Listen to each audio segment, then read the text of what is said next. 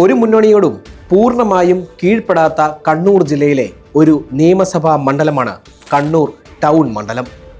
LDF ഘടകകക്ഷിയായ Congress എസിന്റെ Kadannappally രാമചന്ദ്രനാണ് sitting MLA.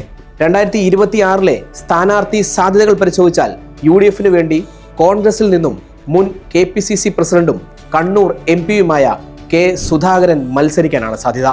എന്നാൽ sitting MP-മാർ മത്സരിക്കേണ്ടതില്ല എന്ന AICC അന്തിമ തീരുമാനമെടുത്താൽ K. സുധാകരന് മത്സരിക്കാനും കഴിയില്ല. UDF അധികാരത്തിലെത്തിയാൽ മന്ത്രിയാവണം എന്ന് ആഗ്രഹിക്കുന്ന സുധാകരന് ഇത് വലിയൊരു തിരിച്ചടിയാകും. സുധാകരന് സീറ്റില്ലാത്ത സാഹചര്യം വന്നാൽ KPCC അംഗം റിജിൽ മാങ്കുറ്റി കണ്ണൂരിൽ UDF സ്ഥാനാർത്ഥിയാകും.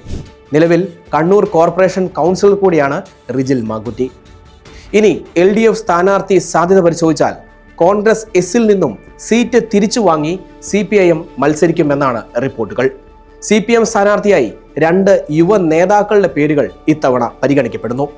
DYFI സംസ്ഥാന സെക്രട്ടറി VK സനോജിനാണ് പ്രഥമ പരിഗണന. കഴിഞ്ഞ കാലങ്ങളിൽ എല്ലാം DYFI സംസ്ഥാന സെക്രട്ടറിക്ക് CPM സീറ്റ് നൽകാറുണ്ട്. വളരെ ജനകീയമായി ഇടപെടുന്ന ഒരു നേതാവാണ് VK സനോജ്. അടുത്തതായി CPM പരിഗണിക്കുന്നത് കണ്ണൂർ ജില്ലാ പഞ്ചായത്ത് വൈസ് പ്രസിഡന്റും CPM ജില്ലാ പഞ്ചായത്ത് അംഗവുമായ T. ഷബ്നയാണ്. മുസ്ലിം ന്യൂനപക്ഷങ്ങൾക്ക് ശക്തമായ സാന്നിധ്യമുള്ള കണ്ണൂർ ടൗൺ മണ്ഡലത്തിൽ ഷബ്നയുടെ സ്ഥാനാർത്ഥ്യം ഗുണം ചെയ്യുമെന്ന് LDF ക്യാമ്പ് വിലയിരുത്തുന്നു.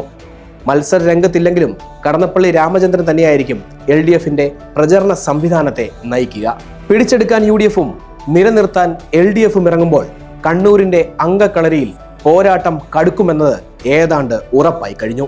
കാണാം കണ്ണൂരിലെ ചൂടേറിയ ഒരു ഇലക്ഷന്റെ നിമിഷത്തിനായി.